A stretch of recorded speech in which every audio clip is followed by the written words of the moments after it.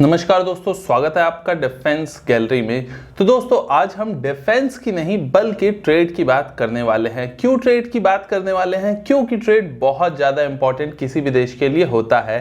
क्यों इंपॉर्टेंट होता है? क्योंकि जिस देश का ट्रेड जितना ज़्यादा अच्छा होता है, जिस देश की इकोनॉमी जितनी अच्छी होती है, उतना ही अच्छा वहाँ का डिफेंस होता है। क्यों?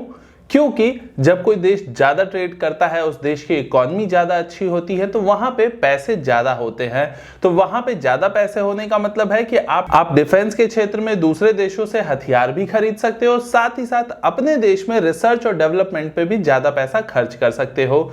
इसलिए दोस्तों डिफेंस कहीं ना कहीं इनडायरेक्टली किसी भी देश की इकोनॉमी से बहुत ज्यादा प्रभावित होता है, और इकोनॉमी प्रभावित होती है सबसे ज्यादा किसी भी देश के ट्रेड से।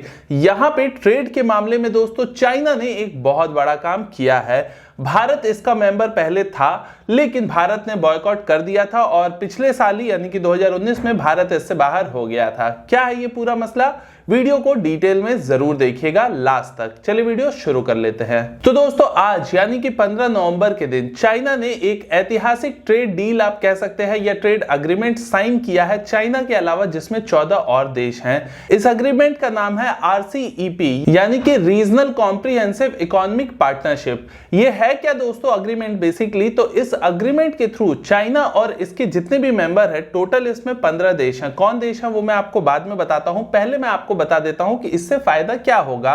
तो इस अग्रीमेंट के थ्रू जो जो देश इसमें जुड़े होंगे, उन सारे ही देशों को एक दूसरे देशों में, जो 15 देश होंगे, वो किसी भी देश में कोई भी ट्रेड कर सकते हैं बहुत ही कम टैरिफ पे, यानी कि बहुत ही कम टैक्स पे, या फिर बहुत सारे ऐसे भी उस जगह ट्रेड होंगे कुछ ऐसे प्रोडक्ट्स के जो कि टैक्स फ्री भी हो सकते हैं। तो ये बेसिकली आप इसको एक फ्री ट्रेड रूट कह सकते हो, या फिर आप कह सकते हो कि इसमें जो कंट्रीज हैं उनका ट्रेड बहुत ही इजी हो जाएगा एक दूसरी कंट्रीज से जो इसकी मेंबर होंगी। तो बेसिकली ये इसका फायदा होगा।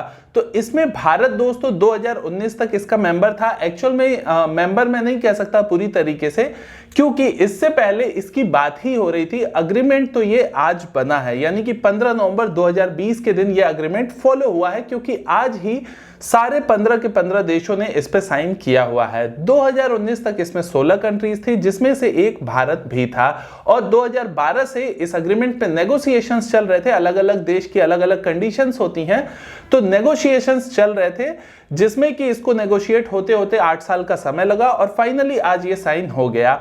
तो इससे जैसा कि आप समझ गए, बाकी 15 देश काफी फायदा उठा सकते हैं। भारत, क्योंकि आपको पता है एक डेवलपिंग इकोनॉमी है, तो भारत के लिए बहुत फायदेमंद होता अगर भारत ने इसमें ज्वाइन रखा होता खुद को। लेकिन भारत ने क्यों इससे बॉयकॉट किया है या क्यों इससे पैर पीछे खींचे हैं, अब बात कर लेते हैं इसकी। और क्या इससे भारत का फायदा होगा या फिर भारत का नुकसान होगा, इसके ऊपर बात कर लेते हैं। तो दोस्तों ऐसा कोई भी अग्रीमेंट जो कि किसी ट्रेड को लेके बात करता है, उसमें सबसे ज्यादा फायदा आपको क्या लगता है कौन कमा सकता है? ऐसे किसी भी अग्रीमेंट में दोस्तों वही देश ज्यादा फायदा कमा सकता है जिसके यहां पे खुद की इकोनॉमी बहुत मजबूत हो, जो देश बहुत हद तक आत्मनिर्भर हो चुका हो लगभग हर तरह के फील्ड में। ट्रेड की बात मैं कर रहा हूं यहां पे।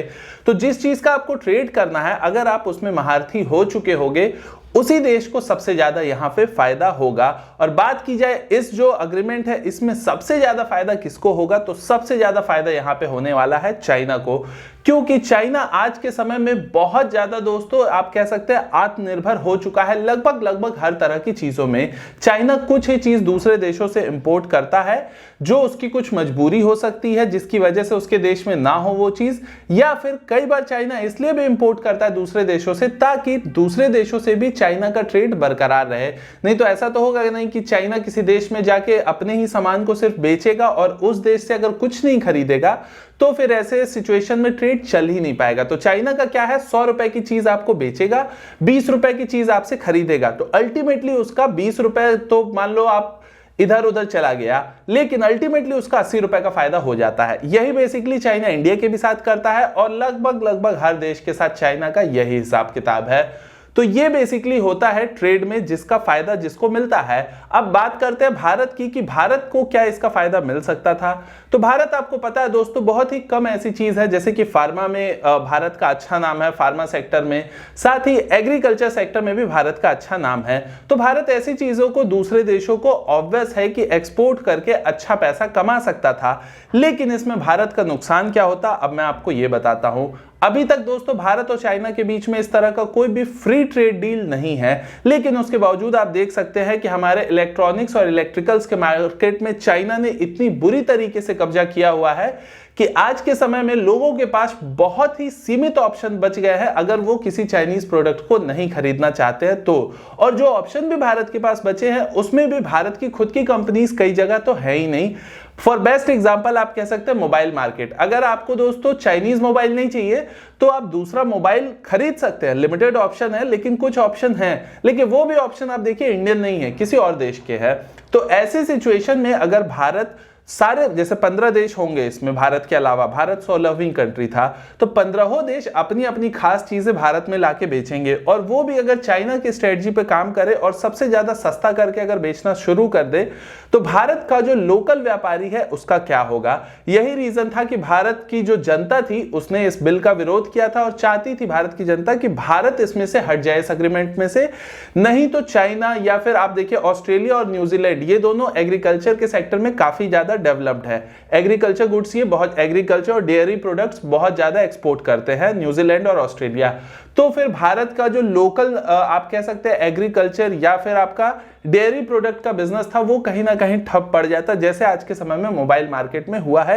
या और भी इलेक्ट्रॉनिक्स के सेगमेंट में आप देखिए टीवी वगैरह भी हैं, या आप देखिए बाइक है, कार है, इसमें आप देखिए बहुत सारे ऐसी हैं जो जापानीज कंपनीज बहुत सारी हैं उन्होंने कब्जा करके रखा है। हालांकि यहाँ पे इंडियन भी है, लेकिन मोबाइल मार्केट और बाकी जो छोटे मोटे खिलौने के मार्केट है ऐसे में तो चाइना ने पूरी तरीके से भारत को कब्जा कर लिया है। लेकिन भारत चाइना का कोई भी मार्केट कब्जा नहीं कर पाया है। तो इस सिचुएशन में मेरे हिसाब से पर्सनली मेरा व्यू यही है कि भारत, अगर इसमें भारत ने ज्वाइन नहीं किया है तो भारत को इसका फायदा बहुत नहीं मिलेगा। लेकिन इसका फायदा भारत ऐसे उठा सकता है कि भारत सेल्फ डिपेंडेंट बने हर चीज में। इसका फायदा यह हो सकता है, आप देखिए चाइना आज के समय में बिजनेस दूसरों के लिए खोल रहा है, लेकिन आज भी चाइना के अंदर इतनी हिम्मत नहीं है कि अमेरिका के गूगल को, ट्विटर को वो अलाउ करे। क्योंकि अगर उन लोगों को उसने अलाउ किया होता शुरू से तो चाइना से कभी टिकटॉक बाहर आता ही नहीं।